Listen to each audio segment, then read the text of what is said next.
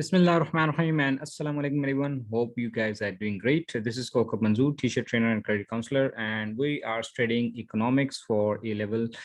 And today our topic is economic systems, perhaps one of the most important concepts in the beginning of the course, that we need to understand that what are the different types of economic system. That you might have heard that capitalism and socialism and planned economy and market economy, and what these terms do we mean in economics, right? So today we are going to discuss this. So hope you guys are ready. So let's begin.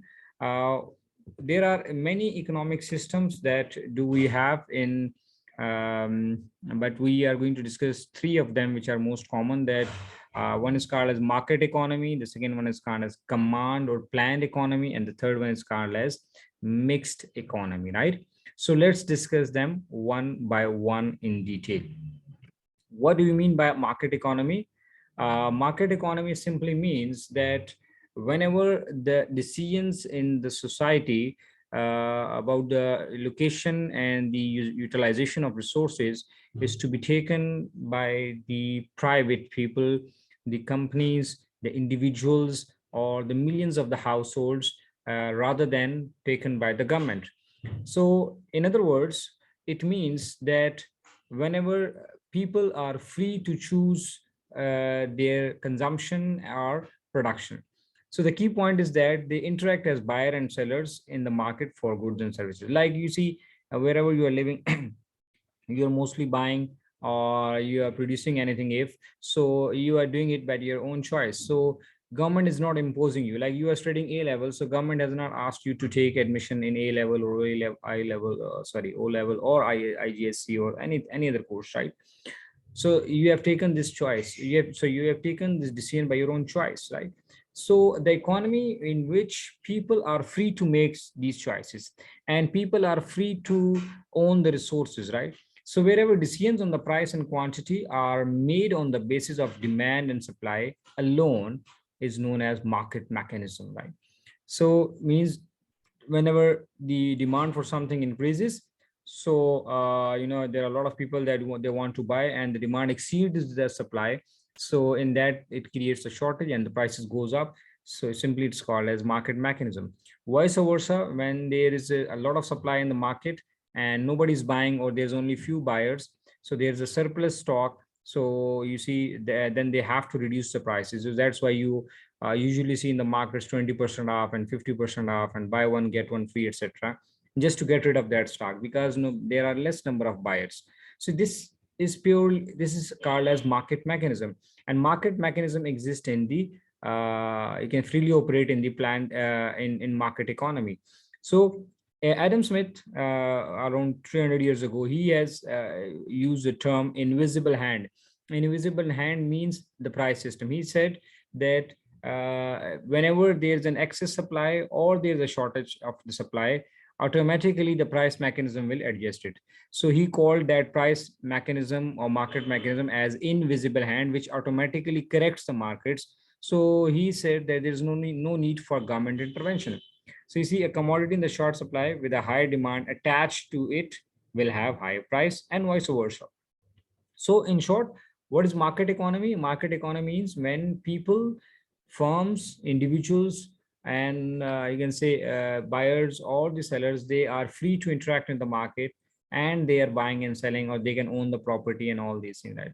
So in short, you can write then when major resources of the economy are in the hands are in the private hands rather than in the government hand, right? So that is simply called as what? That is called as the private market economy.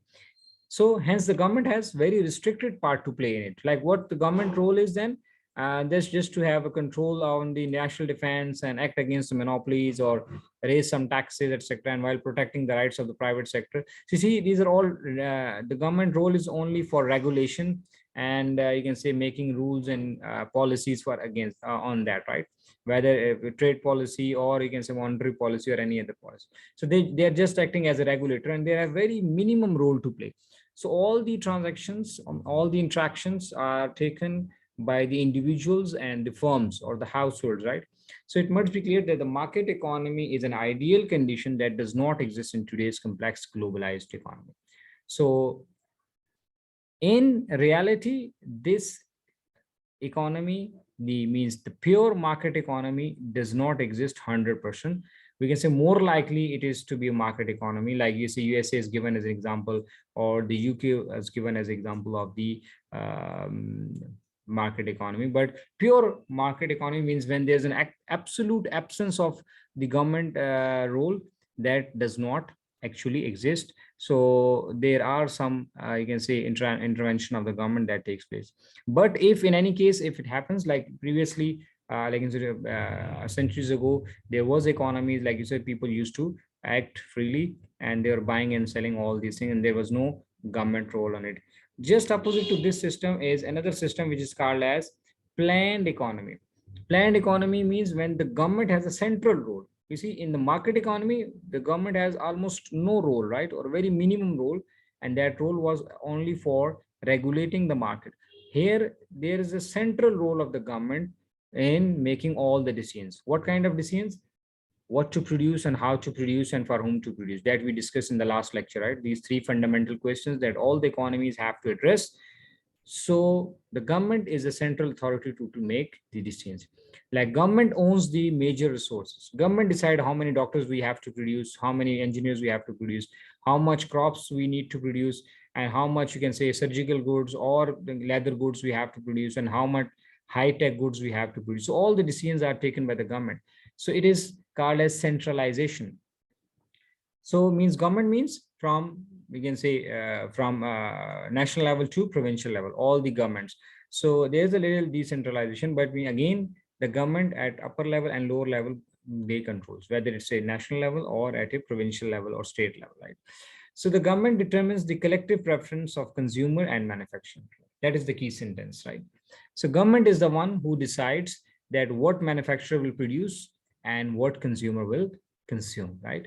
So government take responsibility for what? Allocation of resources, means how much resources to be allocated for the agricultural crops and how much resources are to be allocated for the industrial goods or for services and all these things.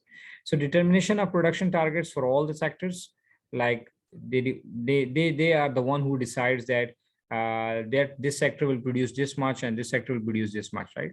Like as I said, the government in the beginning of the year decides, like, you know, in this year the service sector will produce 1 million doctors and 2 million engineers and, you know, 1 million you can say lawyers and IT experts and like this. So distribution of income and determination of the wage rate is also set by the government. The ownership of the most productive resources and property is with the government, and planning of the long-term growth of the economy is also done by the government. You see, so government is the key player in. So again, just like a market economy, pure planned economy also does not exist in reality, right? So some countries are more close to the planned economies, but 100% planned economy does not exist. So under planned economy, unemployment is not an issue. Why? Because the government is there to decide. So they know that how much to be produced and how much to be consumed, right? So in this year we will have that much, that number of graduates.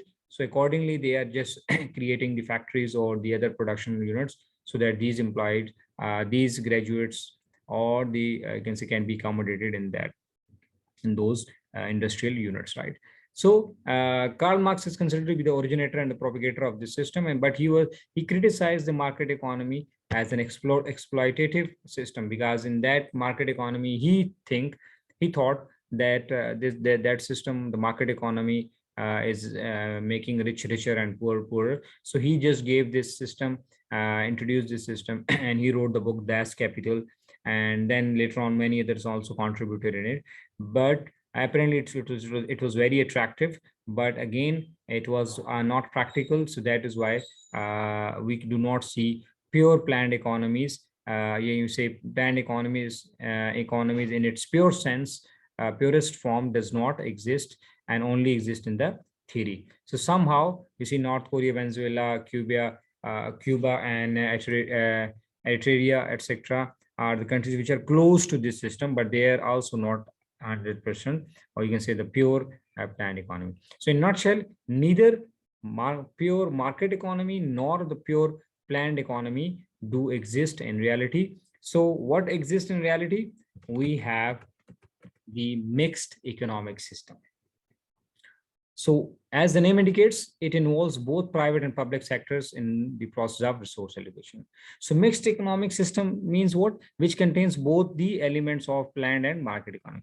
Means some resources are owned by the individuals and companies and households, and some resources are owned by the government. You see, if wherever you are living, so you might have seen some private schools and some government-owned schools, some private factories and government-owned factories, right?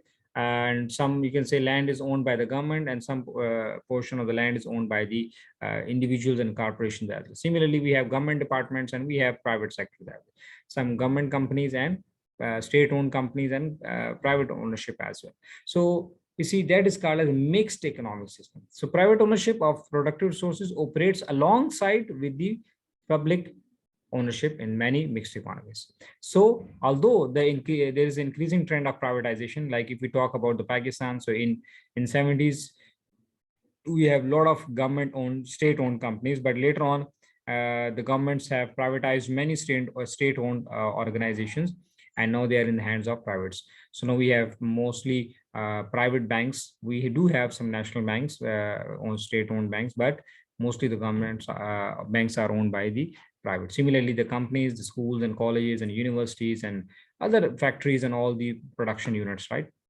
So the UK and US and many of the developing countries and developed countries are the example of mixed economic system. So virtually all present day economies are mixed. However, the role and the importance of the market is varied. So we can say some economies are, you can say 60% mixed, some are 70% mixed. So in some economies, more private ownership is there and less government ownership is there. Like for example, some might be 60-40 ratio, 70-30 ratio, right? So it can vary, but in reality, all the economies nowadays are mixed economic system.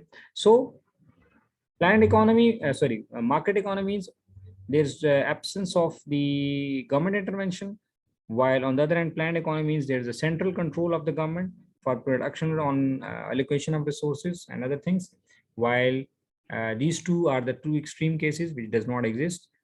But in reality, we do have mixed economic system.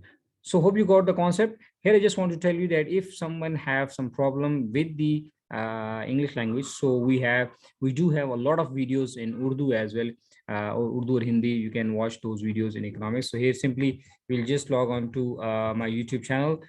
So just youtube.com/Kokab Manzoor, and you will find around 400 videos, right? So there are too much videos here. You can find many of them. And if you just specifically want to do want to surf for economics, so here you can click the playlist, and here you'll find many playlists here. So you see statistics, strategic management, OB, and many other, ISO, international business, industrial economics, statistics, marketing, management, game theory, and here is the micro and macroeconomics, right? So you can see around 42 videos are there, and they are all in Urdu, Hindi. If you have some communication problems, so you can watch these videos as well. And we do have ACCA videos if anyone is interested in ACCA. So there are around 33 videos about first paper of the ACCA. So I hope you got the concept, and there will be no issue at all. And if still you feel some problem, so you can contact me by using this number, this WhatsApp number. Thank you very much. Stay blessed and see you in next video soon.